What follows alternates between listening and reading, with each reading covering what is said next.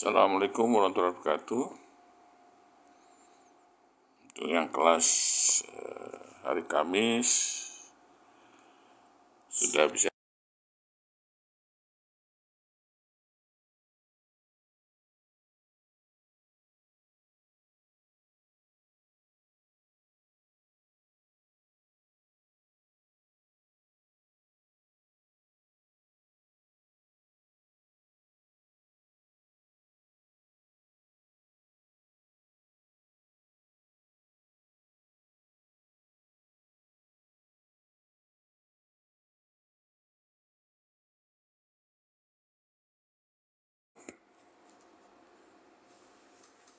bergabung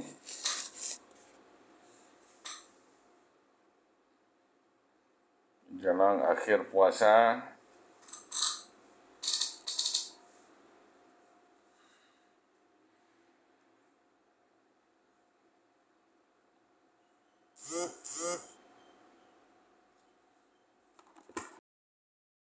Baru sedikit yang absen.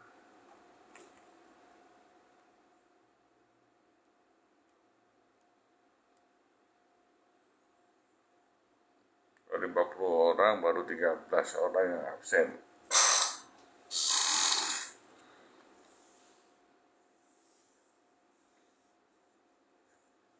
Dan baru 6 orang yang bergabung di live.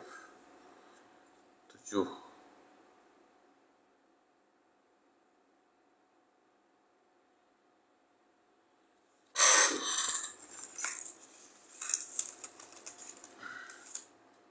Saya pakai mic ya biar lebih jelas.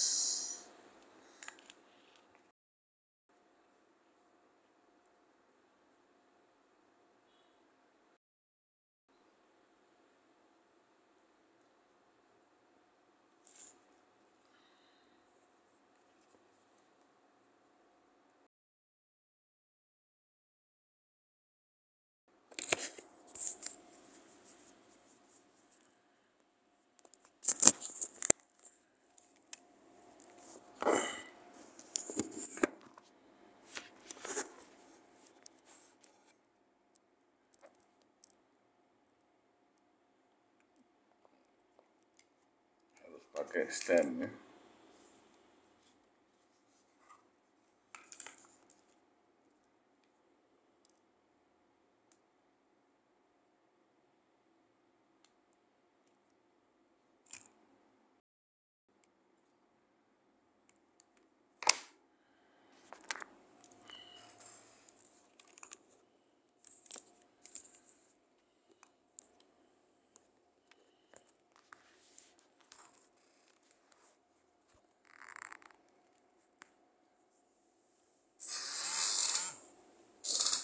Cek 1, 2, 3. Sudah jelas suaranya?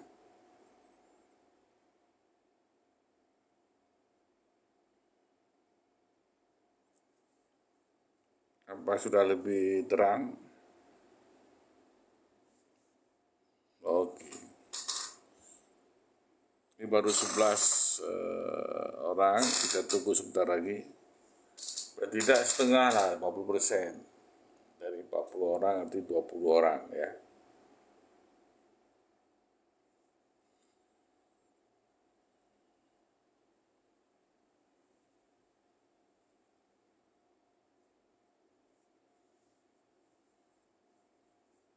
Puasa menjelang akhir puasa, sudah pada di kampung, mudik ya. Jadi saya mengikuti sistem, ternyata SIM kuliah masih aktif. Makanya saya memang harus mengajar, ya, cuman metode aja kita rubah. Ya, metodenya kita pakai daring dan kita menggunakan media sosial untuk daring, tidak kita gunakan Zoom. Zoom kalau kita nggak langganan terbatas waktunya 45 menit. Ya, kalau ini berapa jam juga bisa ya.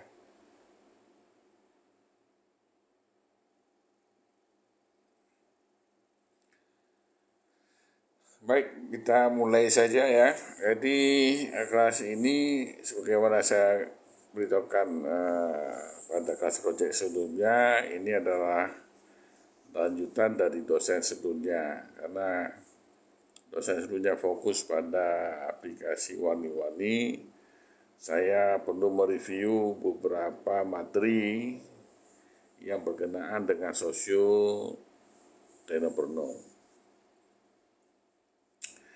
Dasar daripada materi kita ini diambil beberapa kelas kita, materinya adalah sosio-teknopreneur, ya dasarnya dari visinya USK. Ya. Apa visi USK? Menjadikan universitas sosio-teknopreneur ya, yang inovatif ya, dan lain-lain ya. Jadi memang kita harapkan menjadi universitas sosio-teknopreneur. Ya. Maknanya sebenarnya adalah ada 3 inti pokok. Ya. Yang paling payung besarnya adalah tentang entrepreneurship, bahwa materi ini, pelajaran ini adalah tentang kewirausahaan. Ya. Bagaimana mahasiswa diharapkan menjadi pengusaha, tidak menjadi pekerja. Ya. Namun, sebagaimana kita tahu, sebenarnya intinya ada 2 output yang dihasilkan dari program kewirausahaan. Yang pertama adalah menghasilkan para pengusaha-pengusaha muda ya, yang tangguh, yang berinovasi, yang kreatif. Nah, ini output pertama, ya, bagaimana menghasilkannya.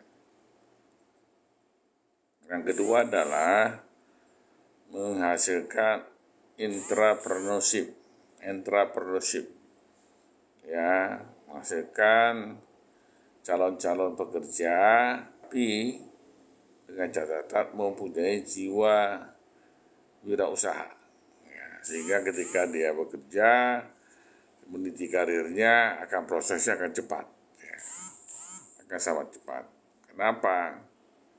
Perilakunya mirip dengan atau serupa dengan orang-orang yang berwirausaha, ya, inovatif, kreatif, berani menerima risiko, ya. Jadi ya seperti ini menjadi karakter wirausaha, baik dia menjadi pengusaha maupun menjadi pekerja tapi punya jiwa wirausaha. Apakah bisa menjadi pendidik? Ya bisa juga.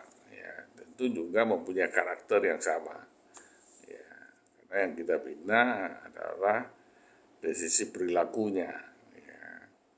Jadi kalau perilakunya sudah betul, sudah mengarah, dia bisa jadi pengusaha atau menjadi pekerja. Hidup ini pilihan.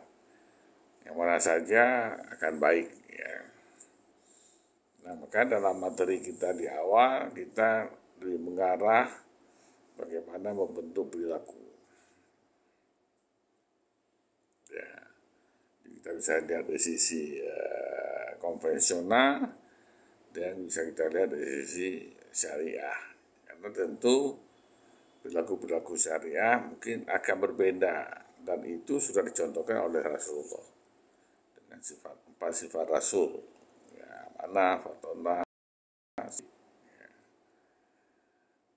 Ini sudah dicontohkan. Ya. Kita melakukannya, actionnya. Ini 19 ya, dari 40 mahasiswa baru 19 ya. Nah, jadi itu kewirausahaan payung besarnya.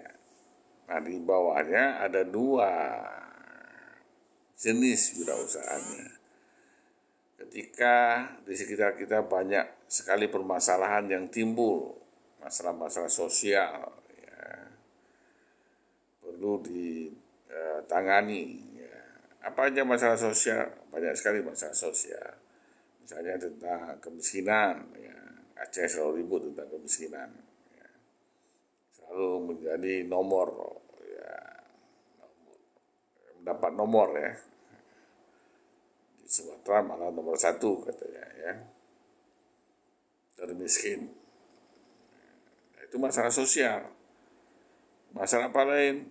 Ya, masalah pendidikan, masalah sampah, ya, dan banyak hal lain yang di sekitar kita, ya, banyak permasalahan yang timbul, ya, baik dari efek dari pembangunan, perubahan ekonomi, ya,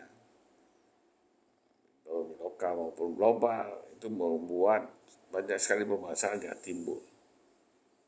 Isu baru juga bisa timbul. Ya. Perubahan generasi ini juga menimbulkan masalah-masalah sosial baru. Nah, sehingga diharapkan ya, para pengusaha mampu menyelesaikan masalah-masalah sosial. Mereka membangun usahanya tapi berorientasi sosial. Baik 100% untuk penanganan sosial atau sebagiannya digunakan untuk kepentingan sosial. Ya, sebagian misalnya dalam program-program CSR, ya, di mana undang-undang PT mengamanahkan bahwa harus ada dana yang digunakan untuk social corporate responsibility, ya, corporate social responsibility CSR. Ya. Wajib ada, ya, dari itu pemerintah mengawasi. Kalau yang sepenuhnya adalah membangun usaha ya untuk menyelesaikan masalah sosial. Namun harus diingat bahwa usaha dibangun bukan dalam kata murni sosial, itu jadi sosial ya. Tapi sebuah usaha yang menghasilkan pendapatan ya, dari efek-efek sosial atau bidang lain, tapi sepenuhnya digunakan untuk penanganan masalah sosial. Misalnya sampah ya, sampah, pengelolaan sampah. Ya. Banyak konsep, ya, ada konsep yang dibebankan pada pihak ketiga. Secara tidak langsung, misalnya dibuatnya bank sampah. Ya, kita tentu ada kos kalau kita ya sudah ya dibuat bank sampah, masyarakat yang membawa sampah ke lokasi tersebut mendapat pembayaran walaupun kecil tapi makin lama makin besar. Lalu dari mana uangnya? Nah, sampah-sampah yang dikumpulkan tadi kalau sifatnya organik dibuatlah kompos. Kompos dijual ya menghasilkan sejumlah uang. Produknya menghasilkan banyak uang. Kalau plastik ya diolah kembali, dileburkan menjadi produk-produk lainnya. Jadi ada dipilah-pilah, ada produk lainnya yang bisa dihasilkan itu menjadi bisnis. Ya, jadi perputaran ekonominya itu terjadi. Dan masalah sampah tadi teratasi. Ya, karena masalah sampah di kota-kota besar itu menjadi suatu hal yang sangat ribet. Ya, maka banyak orang katakan sampah emas yang dibuang-buang. Ya, di banyak pihak juga sudah mulai proses mengelola sampah sehingga mendapatkan cuan. Atau masalah-masalah lain, masalah pendidikan, ya, masalah air bersih, ya, dan itu ada di sekitar kita. Jadi kita cuma perlu aware, ya, perlu perhatian apa sih yang ada masalah di sekitar kita. Ya. Jadi nanti pada proyek kedua ada namanya business plan, ya. Nanti sama juga ada 3 pertemuan dan pertemuan terakhir presentasi. Untuk proyek sharing skill itu kita sudah mulai minggu yang lalu. Besok minggu kedua dan minggu ketiga kita presentasi. Ya. Jadi sebenarnya punya waktu lah berjualan ya. Punya waktu berjualan, bawa pulang kampung masing-masing, jual di kampung masing-masing. Ya. Nah, jadi sosial menyelesaikan masalah sosial dengan berwirausaha itu kita namakan socialpreneur. Itu satu hal ya, socialpreneur. Kemudian di mana masuknya technopreneur? Nah, untuk menyelesaikan masalah sosial tadi supaya prosesnya cepat,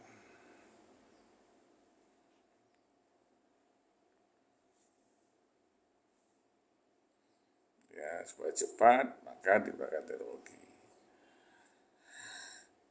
Oke, izin bertanya apakah dilakukan secara kelompok? Kalau untuk sharing skill itu personal, ya. Sedangkan untuk nanti yang proyek kedua adalah perencanaan bisnis itu berkelompok, satu kelompok 3 orang, ya. Itu tergantung proyek apa, ya. Ya kalau ada bertanya boleh diketik aja. Ya. Kembali ke tadi, ya, maka menggunakan unsur teknologi. Teknologi yang dimaksud ini bukan hanya teknologi yang canggih seperti menggunakan internet, media sosial, pakai AI atau dan lain-lain, tapi juga teknologi sederhana yang kita namakan TTG, teknologi tepat guna. Karena bagi UKM menggunakan teknologi yang sederhana, namun menambah cepatnya proses, menambah produk-produk inovasi baru, ya. Nah, sehingga orang-orang yang berwirausaha, ya, menggunakan teknologi ini dikatakan adalah sebagai technopreneur. Ada juga yang mengatakan wah, ini adalah teknopreneur itu startup. Nah, startup ada juga dua pendapat. Ada pendapat bahwa startup itu usaha-usaha yang baru dimulai. Ada juga yang mengatakan bahwa startup ini adalah usaha-usaha yang menyangkut tentang teknologi. Ada yang suaranya masih ada nih, seperti mic-nya mati ya. Baterai mungkin ya.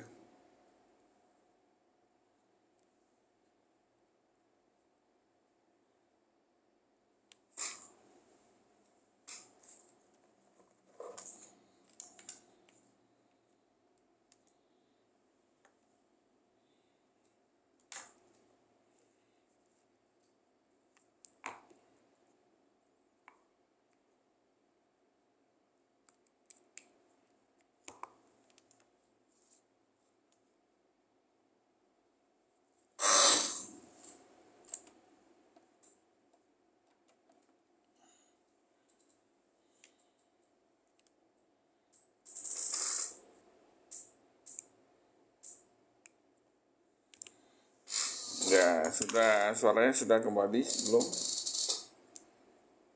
Mic-nya mati ya. Habis baterai. Oke, baik. Jadi teknopreneur ya wirausaha yang memulai usahanya dengan menggunakan teknologi. Nah, maka digabungkan ya, antara socialpreneur dengan technopreneur menjadi socio-technopreneur, ya, yang pengusaha yang menyelesaikan masalah-masalah sosial ya,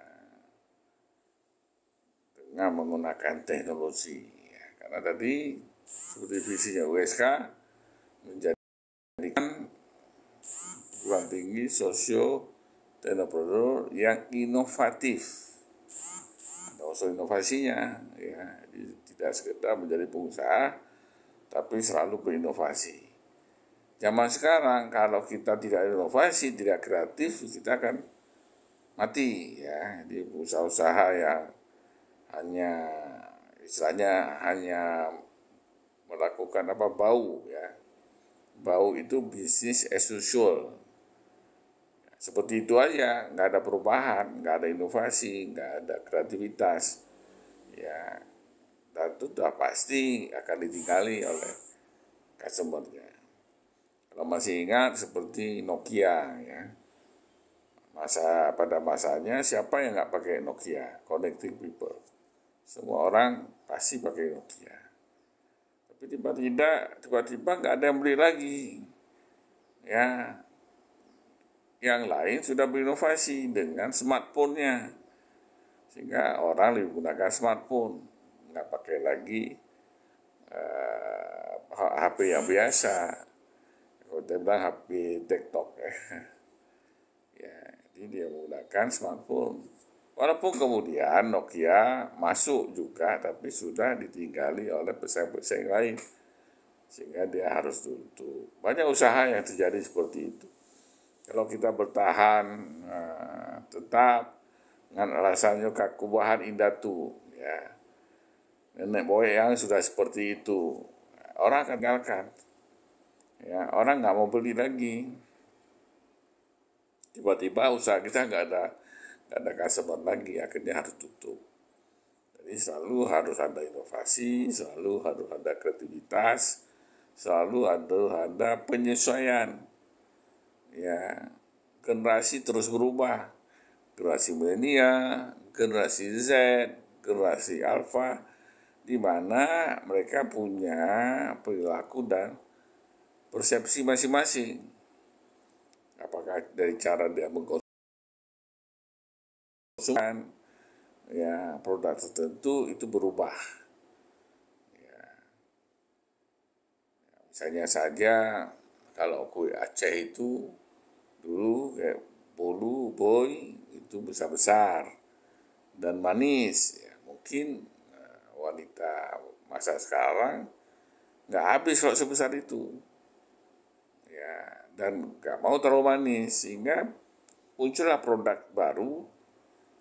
Boy itu bentuk ikan tapi nggak besar-besar, kecil-kecil. Ya, dan manisnya sudah berkurang. Dan ini terbantu, ya, sangat terbantu. Ya. Jadi harus ada perubahan. Nah, ini satu sisi dalam kita melihat social entrepreneur ya. Nah, di dalam buku yang kita keluarkan juga kita melihat di sisi lain, karena kita membahas adalah tentang perilaku, ya tentu ada bagi kita ada dua sisi sebenarnya. Sisi yang konvensional, perilaku biasa, ya bagaimana orang berinteraksi dengan dunia ini, ya, dan perilaku yang Islami ya yang diajarkan oleh Rasulullah. Tentu sangat berbeda ya. Satu perilaku menekankan pada kemampuan diri,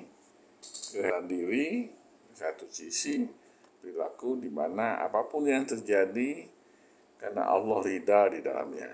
Maka kita juga melihat materi ini bagaimana kewirausahaan Islam. Ya. Jadi yang kita bahas kalau Islam sebenarnya simpel saja, ya. Ada konsep yang mengatakan segala sesuatu tergantung daripada niat. Ya. Apapun yang akan kita hasilkan tergantung daripada niat kita bagaimana. Kalau kita niatnya baik, maka hasilnya akan baik. Kalau niat kita tidak baik, pasti akan hasilnya tidak baik. Ya.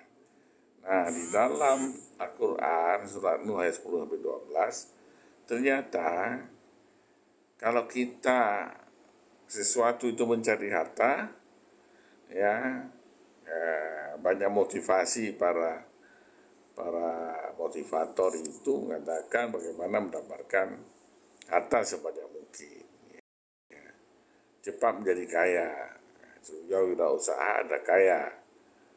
Dan surat Nuh berbeda lagi. Untuk menjadi kaya ternyata nggak perlu kerja. Ya, yang selama ini kita harus kerja keras, kerja smart, ya, kerja bijak, apapun itu ya. Tidak perlu. Dan surat Nuh sampai 10-12 dijelaskan Allah akan kasih harta. Ya, Allah akan kasih harta. Nggak usah kerja. Lalu bagaimana? Perbanyaklah istighfar. Ya. Jelas di dalam ayat tersebut memperbanyak istighfar. Allah akan bagi harta, cuan ya, bagi cuan. Nah, efek daripada ayat ini adalah niat kita bekerja, niat kita berwirausaha bukan mencari harta, karena harta Allah sudah kasih. Ya. Masa kita tidak percaya sama Allah? Ya. Yang PHP kan manusia, ya, pemberi apa palsu. Allah pasti, jelas pasti Allah akan kasih. Cuman ikut metode-metode yang Allah sudah gariskan dalam Quran dan hadis yang dicontohkan oleh Rasulullah. Ya. Jadi lalu apa yang harus kita lakukan? Sehingga di dalam kita berwirausaha ada konsep ya yang menjelaskan bahwa sebaik-baik manusia adalah yang bermanfaat bagi makhluk lainnya. Itu konsep dasar secara etiknya ya. Jadi menjelaskan apa yang kita kerjakan tidak merugikan orang lain. Itu satu hal. Kemudian kita sebenarnya ada dua tugas yang diberikan oleh Allah. Jadi kalau dari dosen saya kasih banyak tugas ya. Ada dua tugas. Apa tugas pertama? Aku ciptakan jin dan manusia kecuali beribadah kepada Allah. Mananya semua ini ada ibadah. Apapun yang kerjakan, setiap yang kita kerjakan, setiap nafas yang kita tarik itu adalah ibadah. Bagaimana punya nilai ibadah dan dibersihkan niatnya, mulai dengan menyebut nama Allah, Bismillahirrahmanirrahim, dan sudah pasti kita akhiri nanti ya, dengan bersyukur kepada Allah. Apapun yang Allah sudah berikan kepada kita. Alhamdulillahirrahmanirrahim. Nah, setinggi-tingginya ibadah kita adalah tujuan utama mencari ridho Allah. Saya sering sama mahasiswa mengatakan, wah ridho ini kan dekat sama kita. Ya, di mana ridho kita? Ridho orang tua adalah ridho Allah, kata Allah. Ya, jadi simple. Namun ada hal yang aneh, sering juga dalam kelas saya bertanya, berapa kali dalam setahun kamu mencium ibumu sebagai rasa sayang? Yang mengejutkan adalah, Pak, saya 2 kali. Kapan? Hari Raya Idul Fitri dengan haji. Ya. Bagaimana mengharapkan ridho Allah kalau cuma 2 kali rasa sayang? Jadi perlu dirubah. Ya. Perlu dirubah.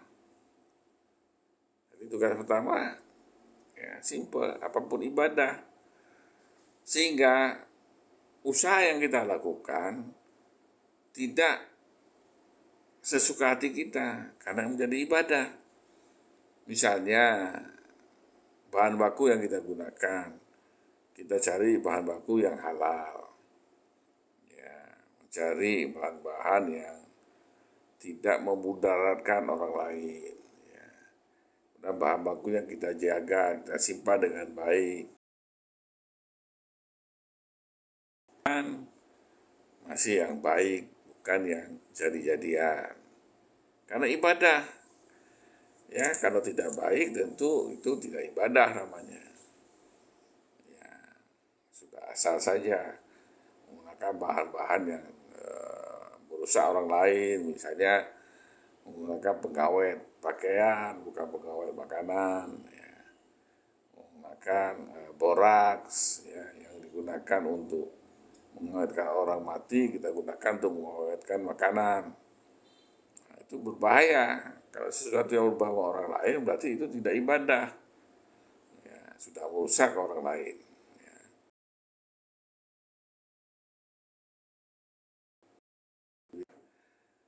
Dari kita bangkit dari tempat tidur sampai kita kembali tidur itu ibadah, ya, karena istirahat juga ibadah.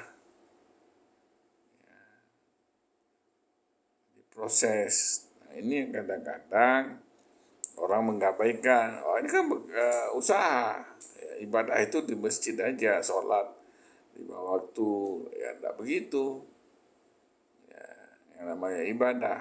Maka Allah menjaga kita dan kita juga menjaga diri kita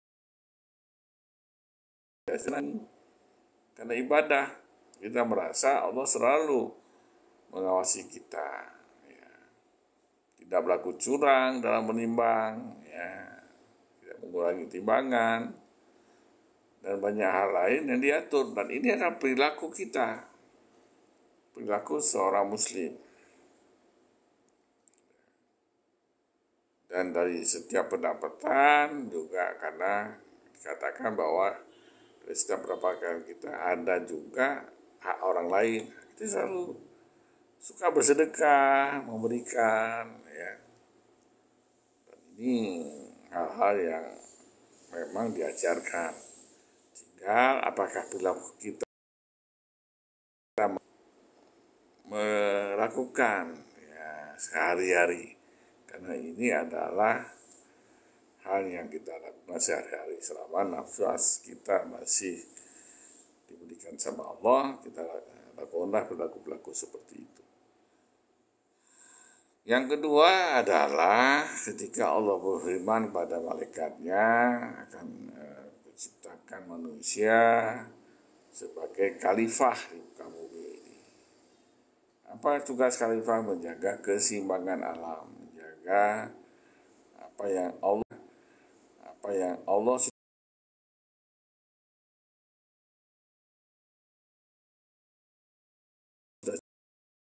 selalu rakus mengaksesnya, bahwa kepemilikan dari dunia ini tidak hanya kita sendiri. Banyak orang lain yang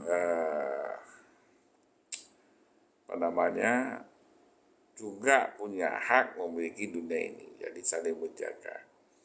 Sehingga kalau tadi satu hal bahwa kita tidak perlu kerja untuk mendapatkan pasti kasih, dan Allah menyatakan dalam surat Nuh ayat 10-12. Nah, pada tugas yang kedua adalah inilah yang kita harus bekerja untuk apa? Untuk menjaga dunia sebagai khalifah. Tapi bukan lagi untuk mencari harta. Ya, sehingga niatnya apa? Kalau kita bekerja sebagai tukang kebersihan, ya, kita bagaimana membuat dalam ruang lingkup kerjaan kita bisa sebersih mungkin. Kita punya restoran, kafe, bagaimana kita membuat orang yang datang akan merasa nyaman, ya. Enak, terdiri bahan-bahan baku yang baik, tempat duduknya nyaman, suasana nyaman, tidak mengundang hal-hal yang lain. Jadi ruang lingkup ekosistemnya terjaga dengan baik. Jadi itu intinya sudah. Kalau kita jelaskan memang akan panjang tentang bagaimana Quran Islam detailnya. Namun inti pokok tadi niat yang pertama, yang kedua adalah dua tugas yang Allah berikan, yang ketiga adalah sebaik-baik manusia adalah yang bermanfaat bagi makhluk lainnya. Jadi tidak kita menjadi tuan takur sendiri, ya. Jadi apapun yang kita kerjakan tidak terganggu, tidak membuat orang lain dirugikan, disaling menguntungkan bersama-sama. Ya, jadi nggak ada unsur kapitalis yang mau menang sendiri. Ya, jadi kebersamaan itu penting. Kemudian dalam beberapa chapter ke depan dibahas tentang apa itu social entrepreneur dan technopreneur.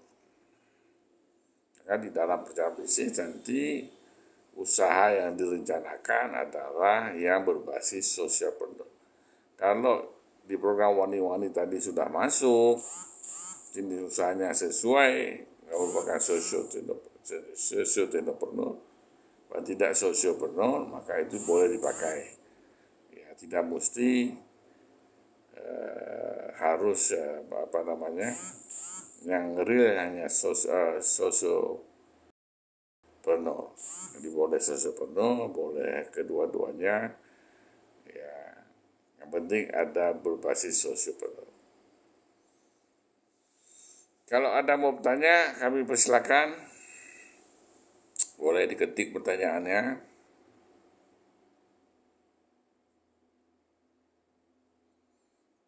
Kalau kita lihat dari SIM kuliah, berarti kita masuk setelah Hari Raya.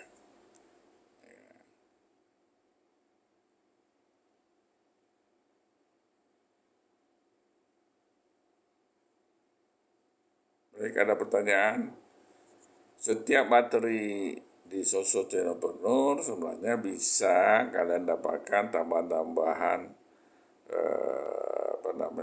ilmu tentang ini.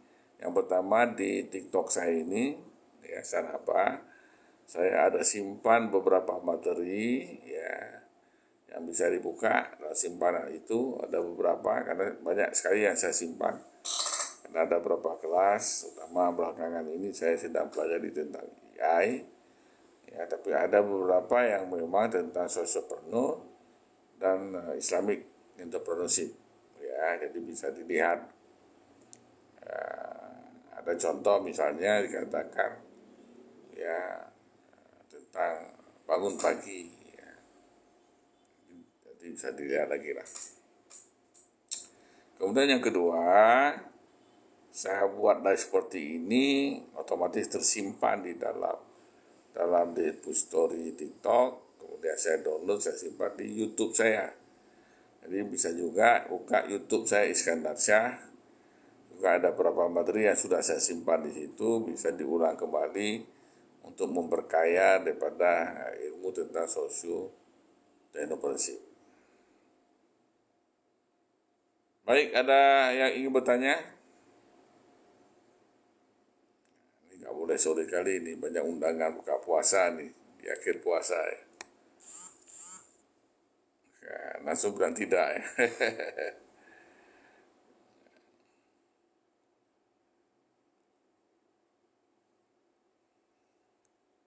Saya tunggu 2 menit lagi.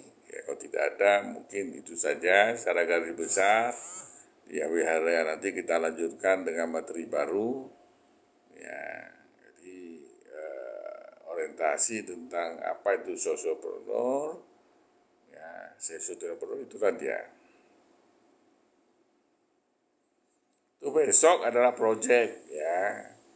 Project kita kan satu proyek 3 kali pertemuan, ya 3 kali pertemuan. Jadi pertama kita masuk untuk menjelaskan apa proyek. Yang kedua besok berarti kan, besok nggak perlu masuk tapi absen saja. Karena dalam tidak masuk itu kalian ditugaskan menyelesaikan tugas proyek.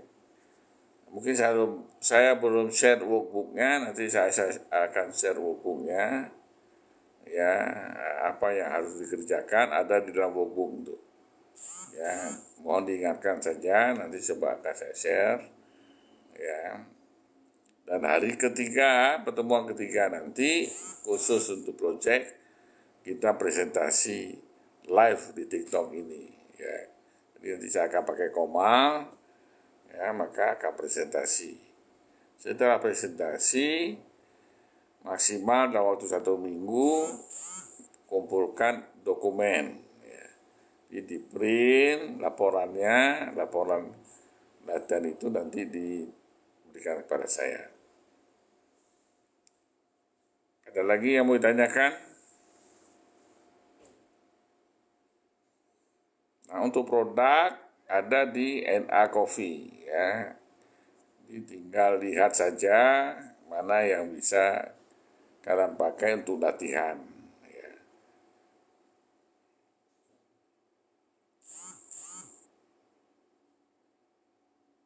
Ya, tentu ambil produknya, jangan lupa transfer. Proses transfer ini juga proses kalian belajar tentang bagaimana bertransaksi financial dengan pihak ketiga. Ada lagi yang ingin mau ditanyakan?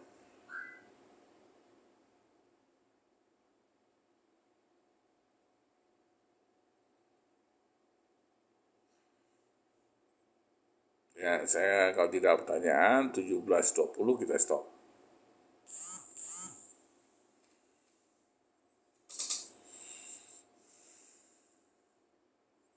Ya, sudah enak di kampung ya, jadi nggak perlu tanya lagi ya.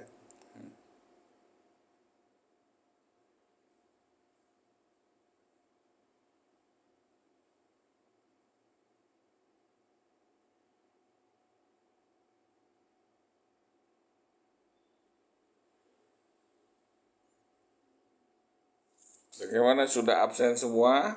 Jangan lupa absen memang tidak ada nilai. Ya, namun